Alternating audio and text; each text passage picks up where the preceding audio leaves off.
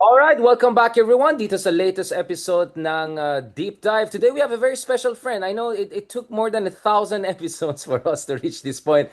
Let me just explain. Always sometimes a reason why I hesitate to interview some good friends because I don't want them to get into trouble, especially when I realize medyo sumakses sila sa buhay. Itong friend natin, last time we met each other, he was in this kind of I don't know, gruffy, Land Rovery journalist mode. Now, biglang posh executive director at Makati Business Club.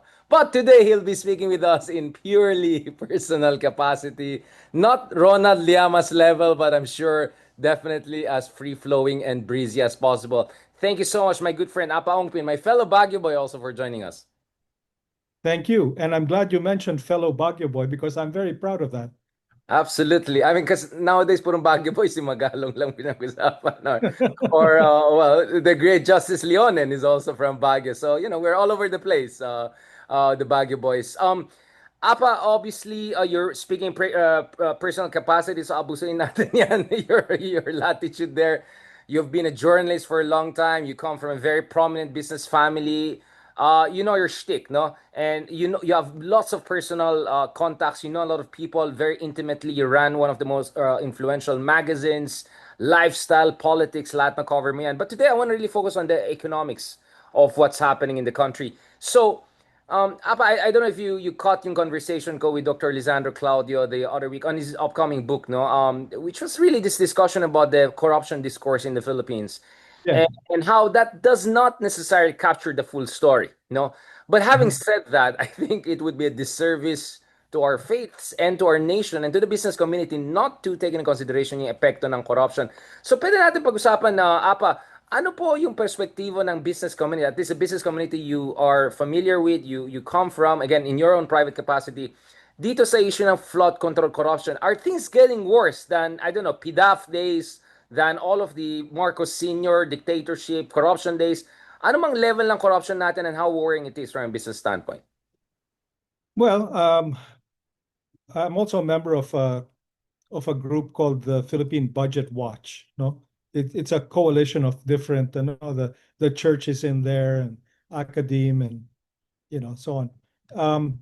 And they have actually made graphs showing the rise of corruption um, since I guess the Pinoy era, no, even the Gloria era, no, how much the volume of corruption is, and it's a steady rise. But during Duterte, there was a there was a spike, you know, there was a spike. There was a big jump. Formally is the tip of the iceberg, as far as that's concerned. Um, Is corruption worse under Marcos? No, it's just as bad. The level of corruption. Now, when we talk about corruption, as business people, we're oriented, our goal is to create value for stakeholders. Okay. Um, and that takes several forms. Profit is the most obvious one, but utility is another one. Even if you're a property developer or whatever, you want to provide people with good homes, with good malls, with lots of options. You know, for instance, so these are the kinds of um, value that we want to build. Corruption not only doesn't create value for stakeholders, it basically takes value away from the stakeholders. It steals it, right? And that's the gross economic effect of this. And then, of course, you have the corruptos, the corrupt officials and contractors spending their money on things like Rolls Royces, right? Imported goods. You mean the one So with the that, umbrella and Hermes leather? That variety? yeah, I mean, I'm just using that as an example, you know. Um, And that's money that effectively has left the local economy. You know, it's it's sad, but you know uh, the net effect is very corrosive to the economy, and of course, government efficiency and so on. You know, government spending, by the way, is a huge driver of the economy, huh? Of the economy. Um, it creates jobs. You know, uh, these flood control projects, yeah, they created jobs. So they created some I value mean, for the for those doing inspirational videos, economy. okay, before we go a bit Ronald Llamas, so I was literally with Ronald Llamas kanina discussing the General Torres situation dun sa with sila Sestrilons dun sa show natin. So sorry, I'm still in the afterglow of yung kalokohan namin ni Ronald. Um, but there are two things you mentioned that I want to go back to, right? So one is, oh, by the way, there was corruption under Duterte apparently. Why? Because one of our fellow Baguio friends who was very much into good governance championship nowadays, parang hindi niya masyadong pinag-usapan yung mga flood control projects, 11,000, 12,000 under Duterte, Farmali, etc. So I thought maybe as the other Baguio boys, we want to mention that. But the other thing I want to also mention is the varieties of corruption, right? Because there's a lot of good literature nowadays, especially in response to the whole Acemoglu, inclusive institution literature. Now, actually, if you look at the case of China nowadays, and even Vietnam more recently, and back in the day, South Korea, Japan, well, Korea hanggang ngayon, di ba? I mean, you don't have to watch Parasite. I mean, the corruption levels are quite high in these countries. One MDB, we can talk about Malaysia. But the corruption in these countries is what you call access corruption. So this is the kind of corruption that allows for businessmen, conglomerates to get business going and create jobs and create high technology companies. So may nangyaring kalokohan pero ano siya, efficient siya in the sense that it creates economic productivity. And then there's this corrosive corruption na pumupunta sa, I don't know, inspirational videos daw, na pumupunta sa Hermes leathered Rolls Royce with an umbrella. So this is the one that goes to the Swiss bank and Cayman Islands. So corruption is bad, but there are levels of corruption. And in fact, interestingly, there's some scholarship on the case of China, for instance, that shows certain form of corruption actually accelerate economic growth. So I think those are two things I want to go back to. So una-una, pero natin balikan yung issue ng, you were just saying that, well, corruption at worst is just as bad as Duterte era. How come a lot of our good champions of good governance ay parang biglang hindi na nila pinag-usapan yan. In fact, Sara Duterte the other day saying, ayan, investigate to mga congressman na yan. And may nagsabi, may kilala kong congressman na medyo malapit sa'yo. Baka may gusto rin tignan yung flood control. Can we talk about that? The Duterte era concerns with good governance before we go to what's happening under the BBM years. Because there's an accusation that a lot of us daw, us in whether business community, academy and all, masyado daw tayo mabait kay BBM. But my point is, it's not whether we like BBM or not. We're just making reference juxtaposition, and in many ways, it's at worst just as bad. Kaya ako, I really didn't appreciate when some of our friends just swashbuckling friends of ours na biglang lumitaw, sinasabi nila, this is the worst budget ever, this is the worst ever. It's like, are you kidding me? Like, I think I've seen worse, right? In the past 20 years or so. Apa, you want to discuss that? Like, what should be our approach to understanding corruption? Should we look at the past 2 or 3 administration? Kasi kung ano lang to, cyclical lang to, admin lang to, di ba napopoliticize lang tong issue ng corruption? uh, Problem since the Philippines uh, was a commonwealth. Okay, I mean it's always been a problem. In fact, the kind of U.S. democracy that we inherited was arguably that of the sort of what they call the Tammany Hall type of Gangs of New York style, yeah, kind of yeah, yeah, boardwalk empire, yeah. yeah, lots of pork barrel, no, and you know, I mean that's always been our problem. Okay, uh, infrastructure, um, I suppose has always been subject to some corruption, but in many cases the projects do get built, right? And they get built to a reasonable standard. Um, but in flood control, there's a lot of ghost projects, you know, projects that are funded, paid for, there was a bidding and everything, but nothing got built, right? And flood control is really focus for these guys because there's not a lot which is visible. A lot of flood control projects is digging a hole in the ground and putting pipes in or something, sometimes building dams and stuff like that, which when you're done, it's all underwater. So you don't even see it, right? That's why it's such a choice target. Um, Plus, it's obviously the I'm told there was a master plan for it after Typhoon Yolanda, but you know uh, that plan obviously hasn't been implemented very well.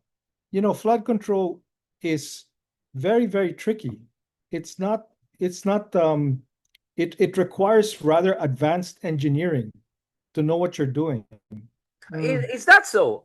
Kasi I saw a video of yung asawa ni, yung Sarah with H. Kanina lang sabi niya, hindi ako nag-aaral ng engineering, pero kasi nakausap ko yung mga welders, yung mga ganon. Yung mga engineers, nag-aaral-aral lang ng mathematics yan. Ito talagang kaya natin gawin, ako lang mismo. So you have these contractors, whatever you want to call it. A lot of them actually even have no background in engineering whatsoever, and are doing mumbo jumbo projects, seemingly. But I mean, speaking of the flood control project, is this the tip of the iceberg or is this half of the iceberg when it comes to the corruption problem in the country? Yeah, it's half the iceberg, I would say. But you know, infrastructure in general is shot through with corruption. There's a lot of, for instance, kalokohan. Okay, my favorite is the Pantaleon Bridge. No, that one is a Chinese grant, right? Um, it was built because Duterte wanted to prove that the Chinese are our friends, right? There was a perfectly good bridge there already, okay? And it worked. It worked fine. It wasn't deteriorating or whatever. Um, and, they tore it down and replaced it. That bridge, by the way, was a grant from the government of Austria, okay? So they tore it down and replaced it with a bridge that is not measurably superior.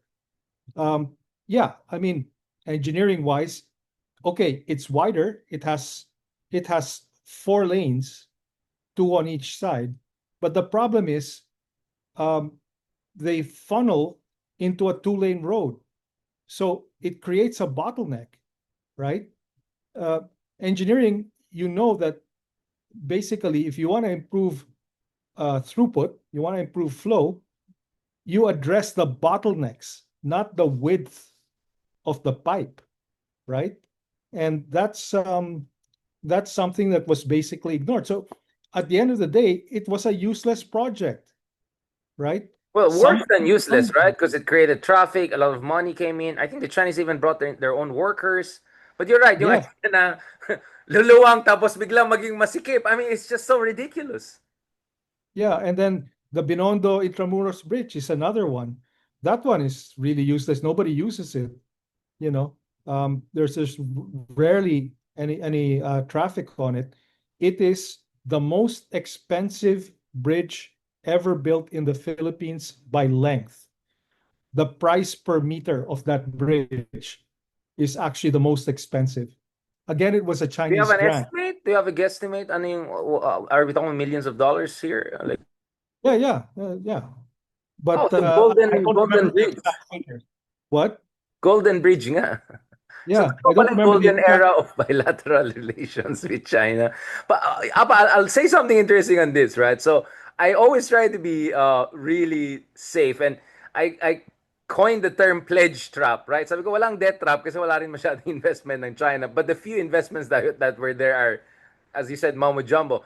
But to be fair, and I think Ronald was the first one who kind of elucidate on this in public, sabi niya, ang problema kasi, ba't yung mga Chinese malabo daw kausap yung mga Duterte admin people. There were even people pretending to be governors of Visayas, positions that never existed. Now we're beginning to realize hindi lang pala si hindi lang pala may fake na mayor na Chinese pala, meron din pala naging rear admiral pa sa Philippine Coast. In short, it was such a gallery of rogues during Duterte administration. The Chinese are telling me, your guys were so unreliable, we didn't know what to do.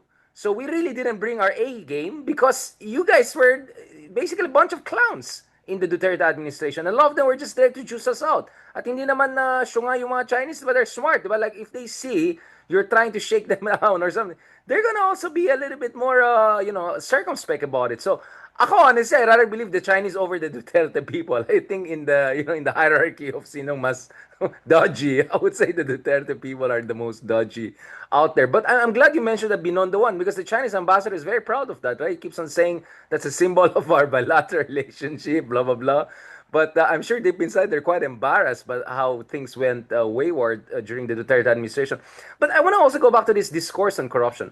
Yeah, please, you wanted to add something up, Apa? Yeah, I want to talk a little bit about the mechanics of corruption and how it works, right? Typically, so there's a project, right? Somebody comes up with this idea, let's do this thing, let's build this thing, bridge, road, whatever. Okay. And there's supposed to be a procurement process, bidding, and all of this stuff, right? But what happens is that the you know the officials involved, let's say they'll talk to the contractor. The contractor says this will cost 500 million. Okay, so the official will say, okay, make it 1 billion, and then you and I will split the 500, diba? That's how it works. That's the basic mechanics of corruption. So it's overpricing, basically. And they rig the bids so that this bidder will win, you know, and they get their piece of the action. I want to go back to this because like I've been all around the region and all. I remember in Malaysia there's a term Mr. 20%, right? Yeah, like a certain prime minister. I don't want to mention his boy pa yan. Na may 20% cut daw sila.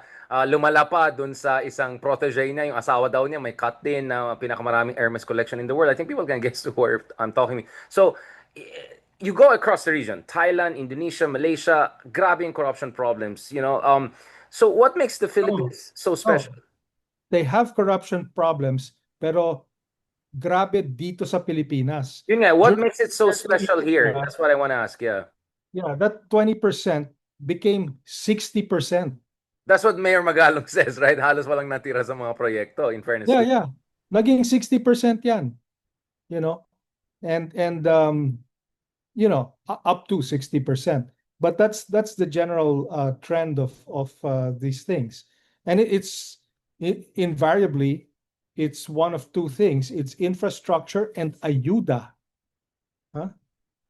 That ayuda after Yolanda, that's when, there are so many barangay captains there who created non-existent people and this just pocketed the ayuda, So you know. ghost projects, ghost employees, and ghost beneficiaries.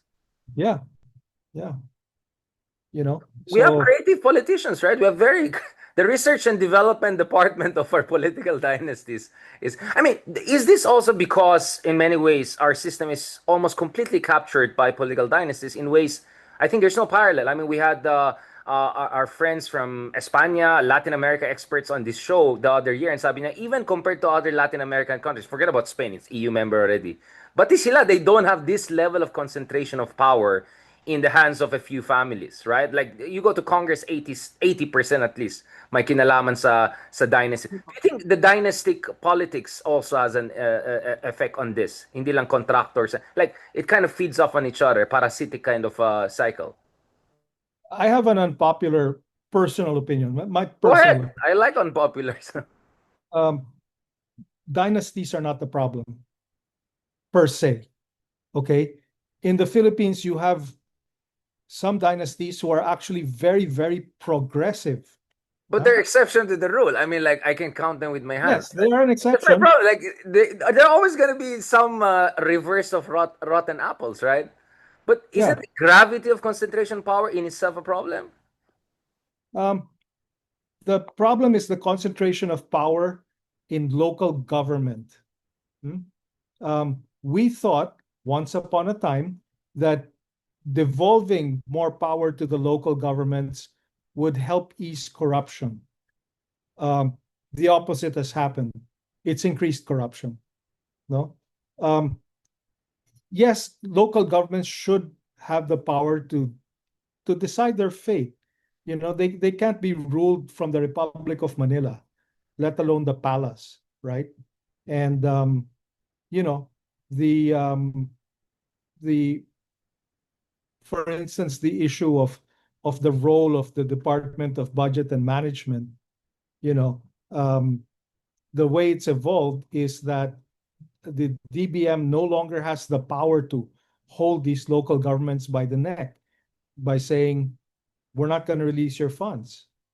You know, um, there's internal revenue allotments and all of these things because precisely we need to give power to the local governments. But now we really have to police how those funds are spent, as it turns out, because a lot of them are being stolen, you know? But then again, that's why okay, ganito, my argument is very simple.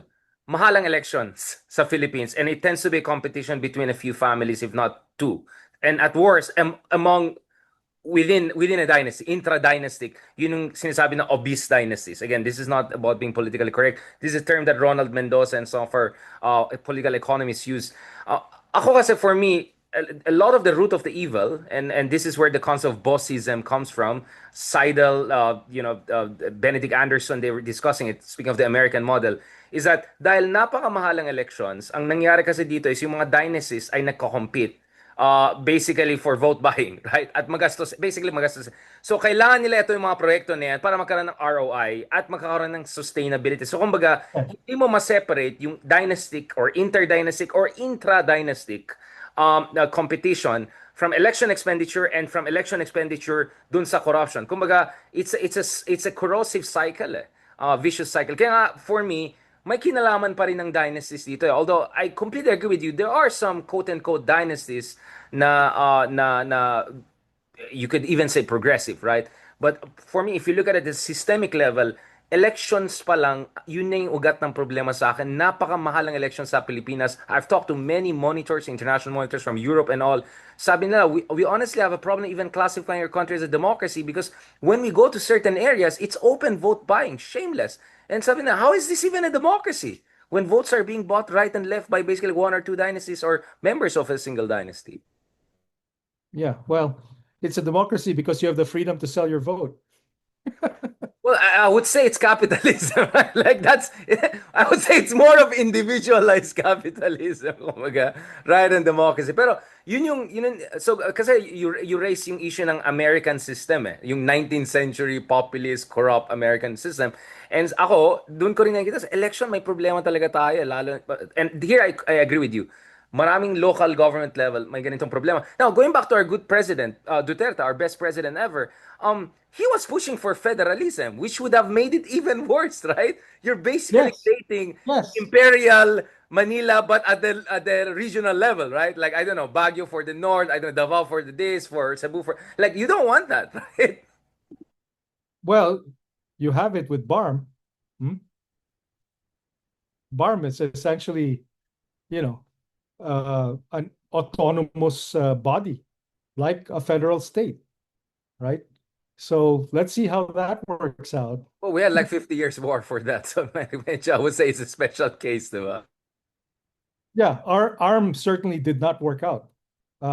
It was a disaster, and the corruption was terrible. You know, the but let's put that No, behind that's us. important. So, ang parati sinasabi sa akin, no, yung MNLF ni Rumiswari, yun ang problema kasi itong mga rebelde na walang alam sa governance. So usually the transition from guerrilla warfare to actual governance is not very smooth, to put it mildly. Ang sinasabi ng iba dyan, again, not to be overly optimistic about it, I'm looking at many numbers, they're not looking good, but at least marami daw nag-AIM, maraming may masters or engineering degrees na mga former MILF na ngayon nagiging leaders. So, again, I'm not saying things are rose, let's not be rose tinted about this, but pero hindi ba at least may konting improvement? I mean, kayo sa business community, hindi ba kayo nag-reach out to train yung bureaucrats, technocrats, and elites sa BARM to make sure hindi natin maulit yung problema na nangyari sa ARM? Yeah, we're certainly engaging with them. Just to give you an example, um, I went to Basilan recently and I met with um, you know, the governor's wife, the mayor of Isabela, the de facto capital city, and their son, who is a provincial board member. So they're a dynasty, but they are so progressive. Exactly. These people are Right. super well educated, and they're really really focused on development. They have really really good programs, that have been effective. They were able to, for instance, reduce the poverty rate in the agricultural population from around 40% down to around 15% right now. I mean, that's huge. That is huge. That's development, Richard. That is development. It's the most baseline, you know, um, number is poverty level, right? And yeah, they're a dynasty, but you know,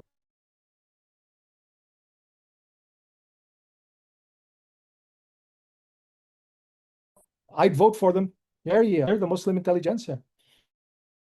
Yeah, I think that, Oddly enough, right. th- this is weird, right? Isabela, the capital city of Basilan, is not part of BARM. The population of Isabela voted not to join BARM, Yeah, right? they So they're opted in out. a province which is BARM, but they're still under the national government. I can also talk about the UIs, right? Now Zambong, wala na yung mga halosos talaga na ano sila, no? Also very progressive. Sa Dipolog, for instance. So we have a lot of friends who were active during the recent elections, helping really. Ito yung mga noble oblige, no? Yung mga quote-unquote dynasties na may sense of obligation to their communities and all, and a lot of them have younger generation. Yung iba nakita ko sa Australia, nag-aaral abroad, so talagang magagaling, no? Intelligentsia rin eh, hindi lang dynasty eh. And I think it's inevitable to have it in certain phases of development, this kinds of progressive, dynamic, kind of a locomotive of growth dynasties. Pero ako feeling ko if you zoom out and look at the overall picture, just the concentration looks to me like a monopolistic market, right? Market failure. Di ba? It's like we don't have a perfect competition, right? So it's not even capitalism, it's not even democracy. It's an oligopolistic situation. But the reason I'm talking about this is because usually pag pinag-usapan ng corruption, it's very moralistic, it's very Catholic, right? Because Catholic country tayo, majority ka. So what is your sense of approaching this from a kind of a moralistic standpoint? Because of course, corruption is evil. Ang concern ko lang dito is when we talk of it from a fundamentally moralistic standpoint, we tend to miss yung etong fundamental institutional issues, yung incentive systems, kasi ang mahal ng election. So, you might miss a lot of other ways to solve this na hindi mo makikita dahil moralistic yung point of view mo. Again, there's nothing wrong with morality. I'm all for 100% for morality. I'm just saying it's not like these politicians we have came from another country. Kasama po natin sila. And at the same time, I also don't like this Orientalist idea, ang Pilipino, nasa ano natin na napaka... I don't agree with that. Because, I see a lot of Filipinos very successful and professional when they are in actually countries with proper institutions, right? So, that's why I want to talk about corruption, but I want to talk about corruption in a way that actually has an institutional solution to it. But then again, this is my perspective. Maybe I'm a bit too academic about it. How does the business community look at it? Well, certainly not moralistically. I for one, um, I don't think I'm qualified to analyze this from a moralistic perspective. You know, I'm not a moralist. Uh, I don't want to certainly I don't want to impose my values on other people, um, if they're religious or moral values. I think maybe a better people to ask would be the CBCP, the Catholic Bishops Conference of the Philippines, and PBSP, where the CBCP plays a big role, no? The Philippine Business for Social Progress, because they do look at these things to some extent moralistically. From the business community standpoint, we look at it from a utilitarian and developmental perspective. Okay, basically, is this efficient, and is it good for development? You know, obviously, the answer in both cases is no. Corruption is very inefficient use of resources, and you know the uh, uh, the development targets are not even addressed. You know, I mean, flood control is a development issue. Um, for instance, uh, agriculture suffers a lot during floods. So, you know, you want to safeguard people's crops, you need flood control, right? And it's really, you know, it's really a key issue. But you know, going back to um, the issue of you know, corruption in development, I guess uh, we have to look at the overall result, right? The overall result of this thing, and the overall result is that it retards development, it slows development, it's an obstacle to development. Having said that, so what are the solutions we're looking at here aside from moral suasion and saying demonyo lahat ng mga politiko na to, lahat sila, I mean, mga impyerno, which is, I think they deserve it definitely. But beyond that, like, what can we do to shake off this, to make the system a little bit more efficient? One of the things that the Makati Business Club and the Philippine Budget Watch Coalition is doing is we are really closely examining the evolution and development of the 2026 budget. We learned our lessons from the 2025. Maraming magic ang nangyari. And, Yung mga you know, insertions, mga ayuda. some of our resource people, uh, some of whom include former heads of DBM and Babe Singson, who was head of DPWH, they've told us, you know, um, the insertions don't happen just in the bicameral, sabi nila. It starts from the beginning. There's people out there who are inserting things into the National Expenditure Plan, the NEP, right? So you mean from executive pa lang na ano na Yes. ipit? Yes. So that nullifies Senator Lacson's proposal to take it as it is without any insertions or interventions. So what you're saying is rotten na yung apple by the time it's out. Yeah, yeah. That's what we're being told, you know. So we have to look at that, right? The NEP as submitted to the DBM and then to Congress, right? You know, already has certain insertions and stuff in it, right? The the good thing about the NEP is that it still preserves the constitutionally mandated proportions, that most money is gonna go to education and then to, you know, Although that's also social. contested, di ba? Justice Carpio, Cello, they contested na if you count it properly, na-violate yung provision na yan on education spending. But what you're saying is that marami na mga kalokohan nangyari before ito ay nasubmit pa sa BICAM, di ba? Because now Yeah, everyone's focusing on opening up the BICAM to transparency. yeah. A little kalokohan did happen. A lot of the funds that were supposed to be for education were given to things like the Philippine Military Academy, the Police Academy, you know, all of these things, which strictly speaking are not education for the public, certainly. it's for the military and the police. So, yan, ano yan? Alam namin yon, you know. We know about those kinds of insertions. They were taken away from education and given to these other sectors, no? Um, so, yeah, we're gonna do our best to scrutinize it, but it's huge. It's huge, huh? And we don't have necessarily the manpower to do this. We're also going to do an effort to scrutinize flood control in particular by mobilizing civilian volunteers to just verify if this project occurred. Very, very simple. Nagkaroon ba ng construction dito? Ginawa ba itong 'di ba?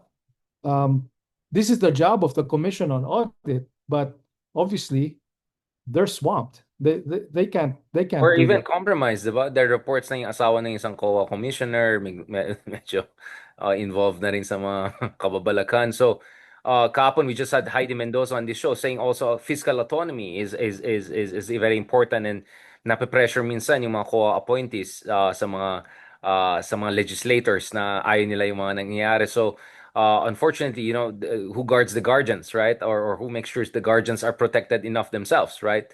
To do their job. So, having said that, what is the way forward, APA? An independent people's commission, Soto is talking about. Should we hope that the next ombudsman comes in and makes big moves? How do you see the way forward in terms of mitigating corruption, especially itong floodgate open the flood control? Yeah.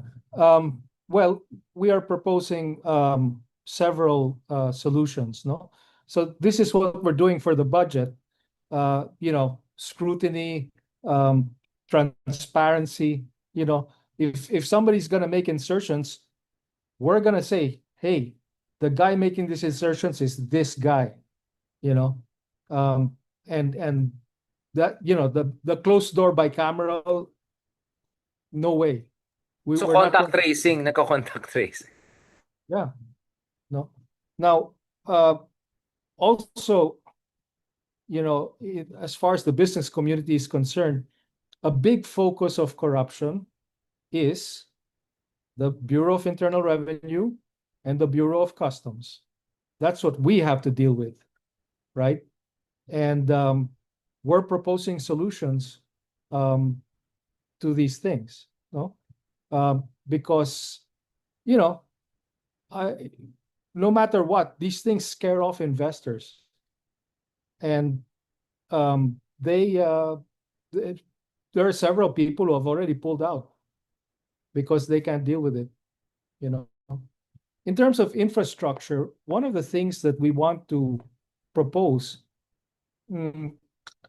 is that we encourage the big contractors, the DMCIs of this world. We make it attractive for them to do these projects. Right now, it's not attractive for them. The MCI is not going to get involved in this flood control shit. It's all dirty. They don't want to get their hands dirty doing this stuff. So, may stigma na talaga itong sector na to. Yeah, definitely. Why do you think? Why do you think you don't get, people like DMCI putting in bids? Because these guys, they're all about efficiency, and corruption is just not efficient. I mean, they'll they'll make a profit. I believe you me, but they will make that profit by controlling their costs and delivering, quality. In And that's sectors they already have what we're known for. captured Huh? or been dominant in.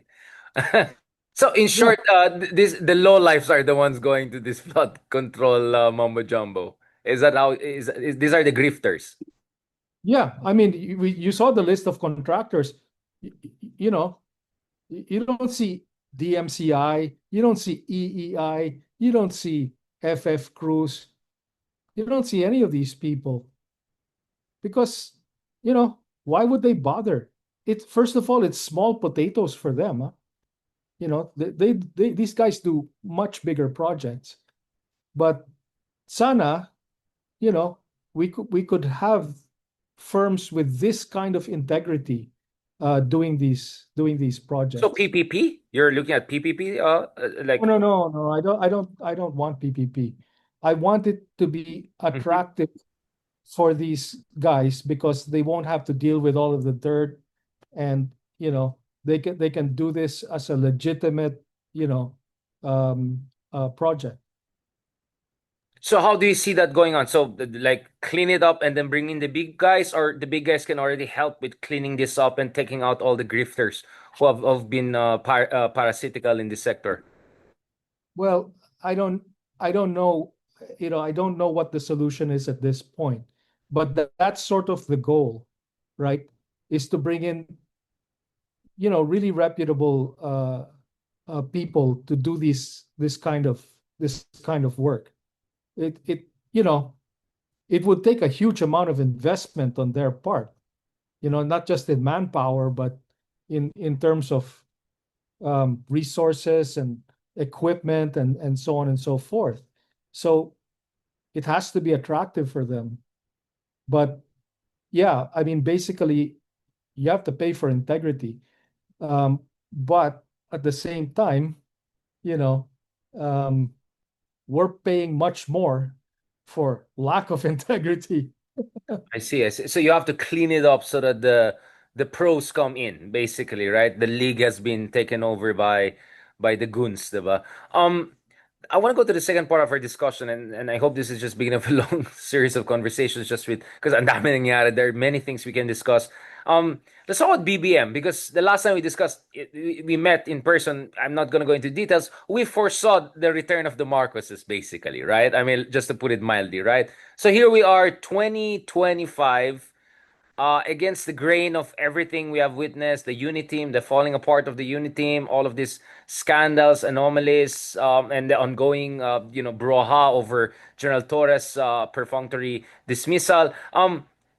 Nevertheless, it looks like many people who I would have expected to be more critical seem to say, well, BBM is not perfect, but he turned out way better than many people expected, better than his dad and better than Tatay Digong. I mean, why do you think so? Or is that rather am I correctly reading the room here? Um, well, uh, I I think that's a fair assessment. You know, that I mean that people think that, right? Of course, one of the things is that Duterte lowered the bar so much, right? Um, he was a stupid, foul-mouthed, incompetent, and apparently very, very corrupt, right? And he massacred people. So could it get any worse than that? Really? No. Um, and yet he had such huge popular support that he got away with everything. Well, until until Until the he case. didn't. And He it took didn't. Marcos like to deliver him, to archive him. Yeah, like people are saying, isn't it interesting? It took a Marcos to archive Duterte at the ICC. It took a Marcos to at least create this democratic space that allows for us to have this discussion. Whatever you want to call it, pink movement, progressive movement, liberal movement, whatever. They're having some room to maneuver, some breathing space. I mean, this is Leila de Lima saying it. I mean, I think this is Trillanes saying it. People who were the number one victims of Duterte's crackdown. The media is a little bit breathing more than it used to during Duterte time. Uh, Yeah, yeah. why do you think so? Is it because Marcos is a bit concerned that he doesn't want to come off as a Marcos, therefore he's a bit shackled by that shadow of his father's legacy? Is it because Marcos is just chill? He's a nice guy, quote unquote. I mean, what do you think explains this relatively sanguine situation? Um, I think part of the explanation is that he is conscious of legacy, right? And he needs to prove that he's, a valid leader with good governance, right? Uh, yeah, I guess in part to scrub the Marcos name, but you know, he is, whether you like it or not, he is a good leader. one aspect of this is borrowed from his father. He has very good people. Okay, we really like the Around cabinet. him, right? Around him, Um, yeah. yeah, yeah. We really like the cabinet, and we feel that many of them are the best qualified people, and they're doing a good job. That's one of the things that his father was really good at. He really picked Yung women. ace team, yung ace, yeah, yeah. Yeah, he. I mean, um, say what you like about Virata, that he was a deodorant for Marcos or whatever. He was a great prime minister. He Even Jerry really, Sikat, di ba? I mean, these were bright people, yeah. oh yeah, Jerry Sikat, you know, um, and Marcos got the best, and his son has also gotten very, very good people. Sani Angara, Secretary of Education, brilliant. Ronald Mendoza is USEC, I think, in education now, if I'm not mistaken, right? A lot of his USECs are really top caliber people. Stephen, I think he's in Maharlika Fund now, right? I'm gonna have him next week also on this show. So there are a couple of very high caliber people who joined the Marcos admin. Yeah, exactly. Why do you think so? They're joining this admin. Hindi ba dapat may reputational risk? He had a hard time finding a finance secretary, I'll tell you that. Well, No, the guy backed out last time I checked. The BDO yeah, guy didn't want to join. yeah. No, nobody wanted to do this. So, I guess it took some intense personal and political pressure, right? Let's not forget the role of the first lady. Huh? The first lady is really a a power in this scenario, and she personally recruited a lot of those cabinet secretaries. Oh, so you subscribe? Because for me, I feel that's kind of like a. I'm not saying you're misogynist, but it's kind of this kind of trope of the woman behind the throne.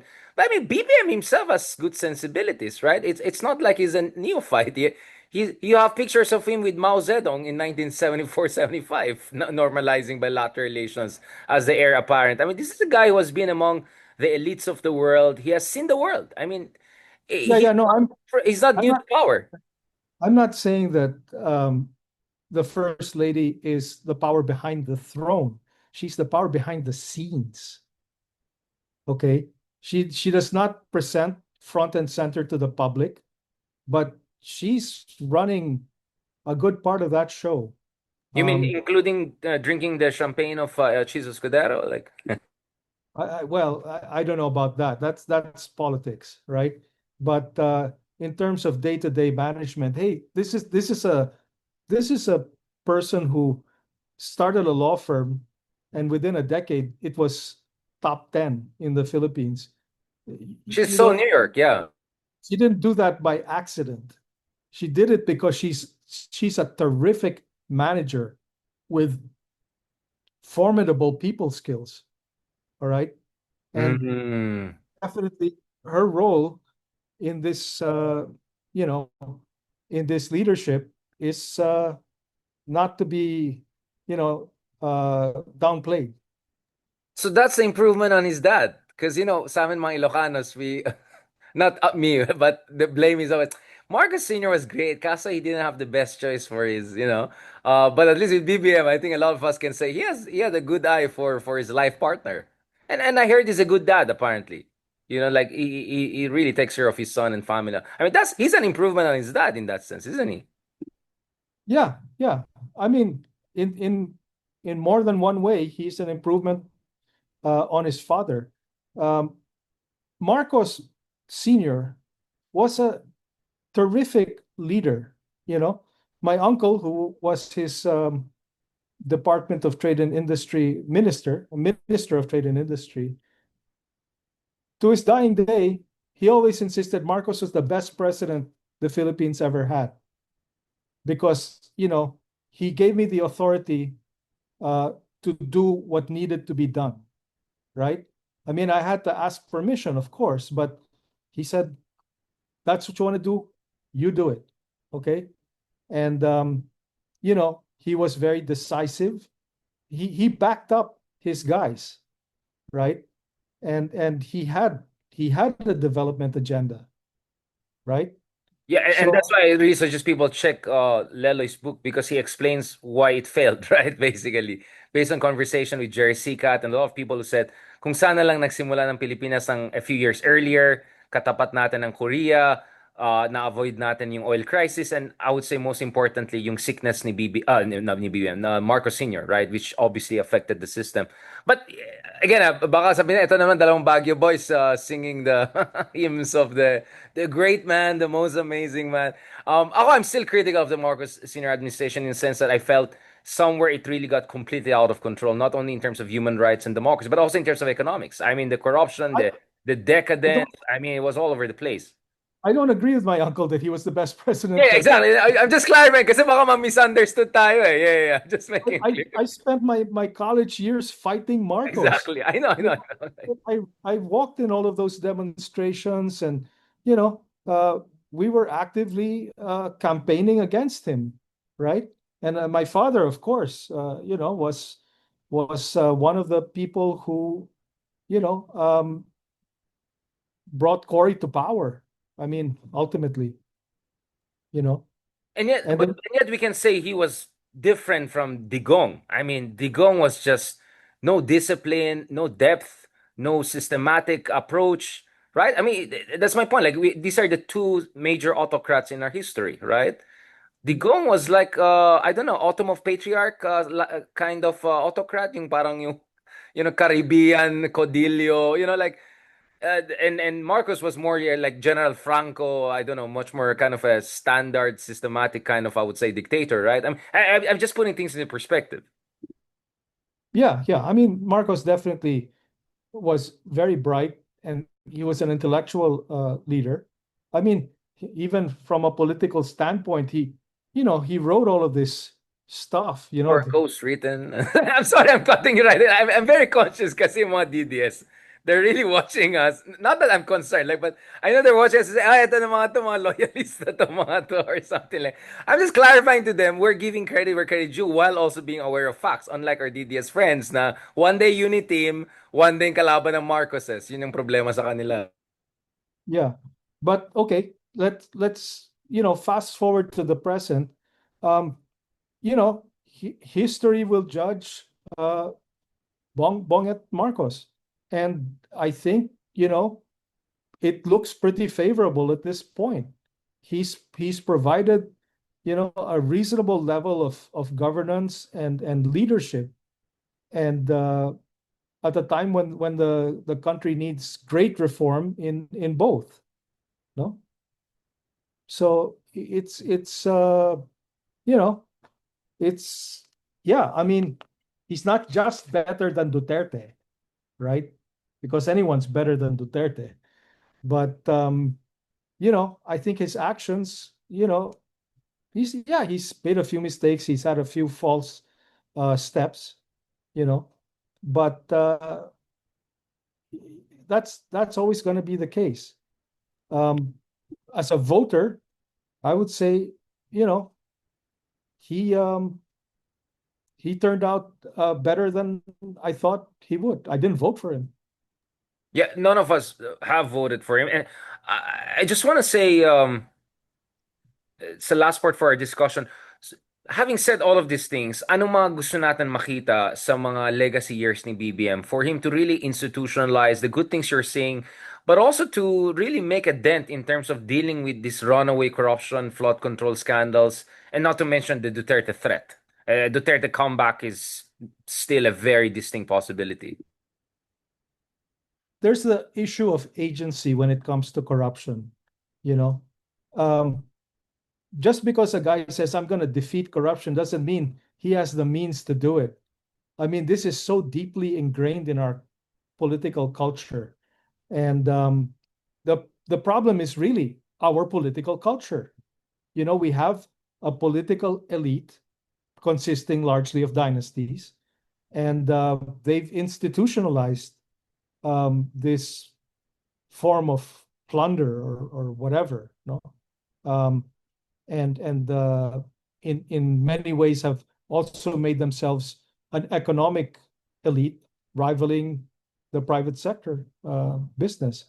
because they use their uh, resources for power,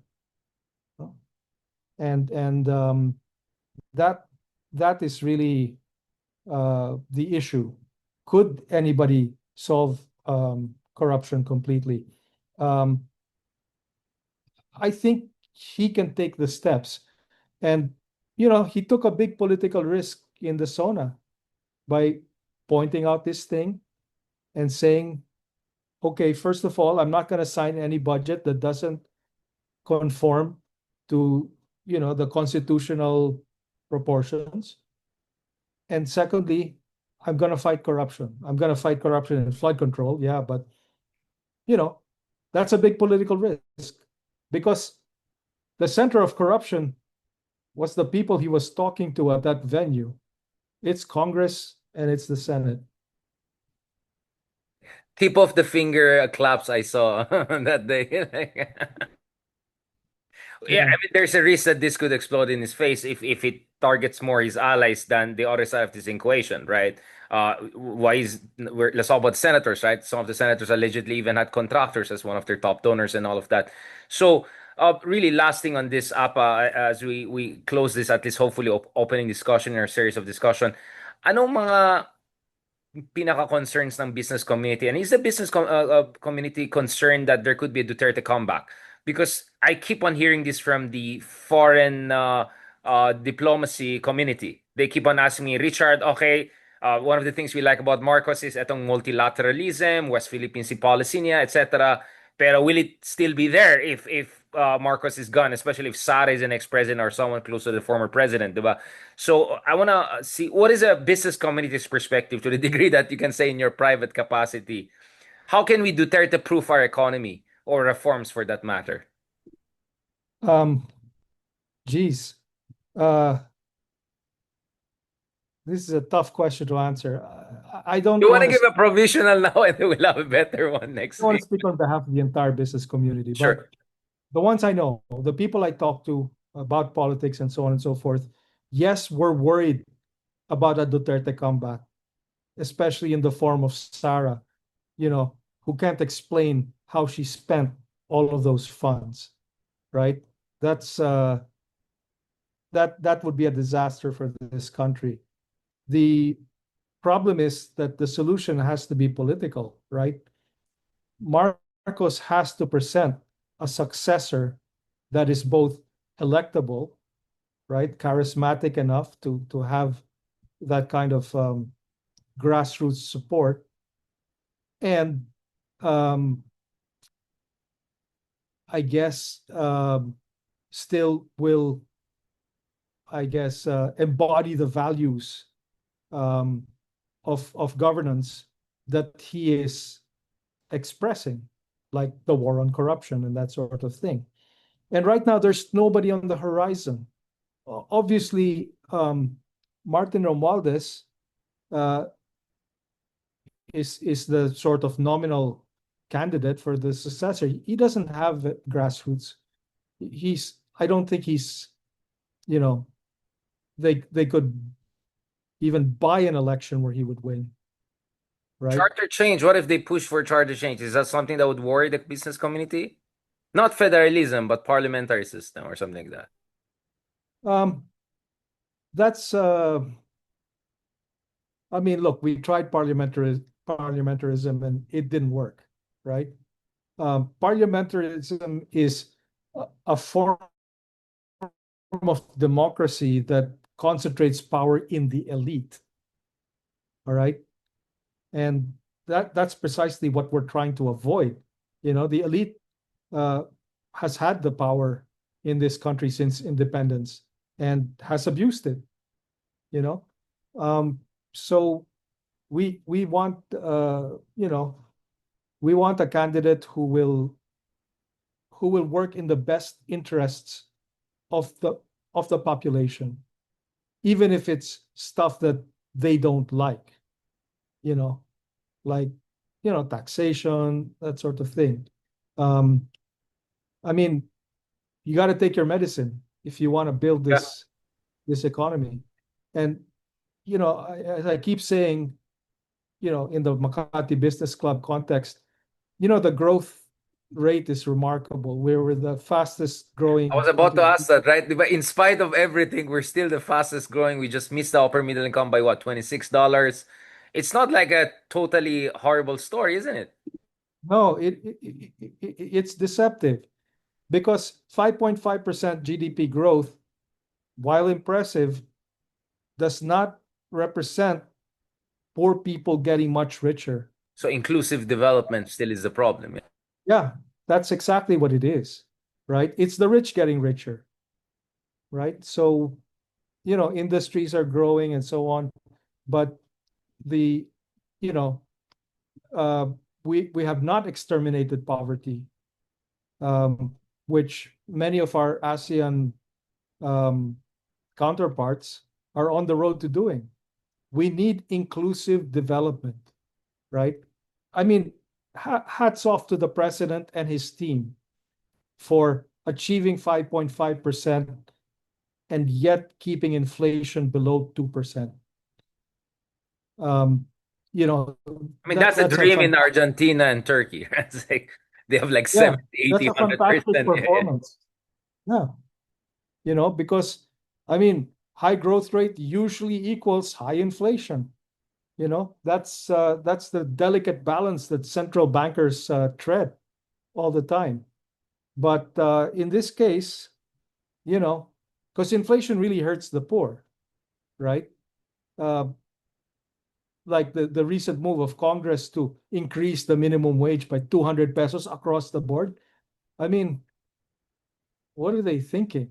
Because you're gonna give them, yeah, 200 pesos more normally, but because of inflation, that 200 pesos is gonna be worth Well, essentially. well, we had labor leaders on this show blaming your people, saying the business community put pressure on these legislators to cut down on the 500 or 1,000 proposal. They're saying masyadong greedy yung mga conglomerates in the Philippines. I mean, we're talking about profits, right? Um, the growth is not inclusive in the Philippines because there's no proper global manufacturing. I mean, what are the global? I mean, I mean, great to have Chicken Joy and San Miguel beer, but where's our VinFast? Forget about Samsung or Chables. I mean, that's probably something we have to have this more long-term discussion on that. But this is where Appa, I think I slightly have a different take. I'm also quite critical of our business community. I feel they have not been as proactive in terms of cutting-edge industries. I was in Seiko Museum in Japan, and I noticed the guy behind Seiko. By the time he was founding his business, he was already 50 years behind some of our big conglomerates there in the Philippines, right? So before I throw more jabs at your people, I just wanted to set the tone. Feeling ko there's so many aspects to this, right? This is a jigsaw puzzle. So I completely agree with you on so many levels. But to be honest, I am also very critical of the business community in the Philippines. I'm sure in their own world they're very convinced with themselves. But when I compare our business community to our counterparts in Southeast Asia, my goodness, I mean the things that the Indonesian and Vietnamese, forget about the Singaporean, Malaysians are tired doing. I'm not very impressed with our business community, to be honest about it. But then again, who am I? I'm just an academic, right? At best. But I hope you see, because my theory is inclusive development has to also do with the quality of growth, the kind of growth we create. And much of our growth is in what? Real estate, like basically the low-hanging fruit Yeah. stuff. Can I just say something? Yeah, I think I have to agree with you. The business community could have done more, right?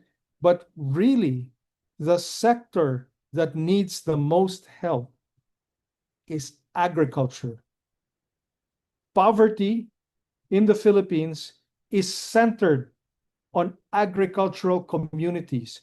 That's where you have a very, very high incidence of poverty and illiteracy and all sorts of things. You know, it's basically, it's a dying sector, right? You can't have an industrial base unless you have an agricultural base which will service the market. What's the point of making, VinFast, for instance, or making um, cell phones or whatever, when the market can't afford them? You know, our farmers should be driving pickup trucks. Instead, you know, they they don't even have tricycles. So we really need to focus on agriculture, and that's the only way you're going to bring up real income. And that's the only way you're going to create a middle class. When the agricultural sector is middle class, when agriculture is profitable enough that these people have disposable income, that's a middle class. I completely agree with you on that, no? And if you look And, at Vietnam you and know, on the this private, yeah, no, you're sorry, medyo may konting lag lang. So no, my point is I completely agree with you. Now you have to fix your agricultural sector because if you look at Vietnam, they already have a superpower agriculture sector before they move to VinFast, right? But then again, this brings issues like land reform. This brings issues like agriculture policy. I suggest people check my interview with Secretary Kiko Tiu Laurel the other month also on this issue, who recognized talaga ang laki ng problema natin sa agricultural sector. But then again, Apa, my pushback would be, I agree with you on that, but I'm still disappointed with our industries in the urban sector. Their ability to absorb, like we have one of the highest underemployment, if not unemployment rates also in Southeast Asia, which tells you also we're not creating enough jobs, quality jobs, even in the urban areas. But you're right, there's a kind of a backstop here, and this is also the agricultural sector. But then again, I mean, that just shows you there's so many things we can talk about. Apa, anyway, you spoke in your private capacity, and I don't want to take your time. Baka hopefully next time we'll be on a better coffee and energy level. What are the parting words? What are the closing remarks you would want to impart, or things that you want people to check? Is there a study? Is there something that I don't? I know you're in private capacity, pero meron bang pag-aaral ng Makati Business Club? Meron bang mga datos na dapat titingnan ng tao? Baka sa tingin mo, bias ako, masyado akong anti-capitalista. Go ahead. Say your piece.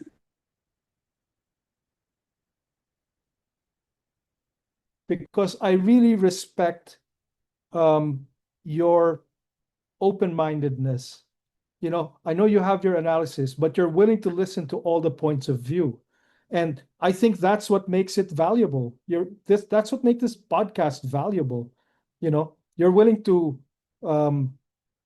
engage, not only engage and hear out all the different points of view, but you're willing to argue. You're willing to say, no, I think the private sector is wrong. I mean, this is important, Richard. This is what the national discourse should be. It's not about politics, okay? It's about development, and it's about, are we doing the best thing for our people? And that's why I think this podcast is great, and it's an honor to be invited here. But this, to me, this is the national discourse. Oh, super. Thank you, Apa. I know it's a bit later than usual, siguro. Kaya I'm hoping we'll have another conversation soon in person at para mas energized and mas marami tayong pag-usapan. But Apa, again, you know it. I have my ideas about things, but as you know, as Fitzgerald would put it, the test of a great mind is to have contradictory ideas and keep your sanity, right? And I'm more than happy to contradict my own ideas. I'm very dialectical in that sense, and that's why I love talking to people like you. Last time we talked, you were a journalist. Now you're attached to the business sector, but you also think dialectically. I mean, I can see you're still putting your journalistic hat. You come also from a very prominent family with its own history, with its own entanglements and all with the elite of this country. So I really appreciate this, Apa. And as I said, this 1 hour conversation we had, which was just like so breezy, it went by without us noticing it. Sana ano lang to, simula lang ito ng ating conversation. I remember my first conversation with Ronald Llamas. I realized, wait. I think I didn't push back enough. I think I gave the guy a bit too much of the oxygen in the room. No. I'm gonna take back. So, and the rest is history, right? So, I hope it came a little bit towards the end of our discussion, but I started punching back. No, I'm not impressed with our business community too. But then again, I want to hear your side, and to be fair, I talk Wall Street, I talk to conglomerates here, because at the end of the day, you have to. Ang pinakayo ko is lazy. You know, you just read one book and you think you know it doesn't work that way. You have to talk to the people, and you are exactly one of those people, Sapa, that I've been meaning to talk to, and I'm so glad that you have shared your time and you have been, I would say, quite open or more than open in this discussion. So hope to catch up with you soon. And maraming salamat, Apa. Maraming salamat. Thank you so much, kapatid. Talk to you soon, bro. Okay.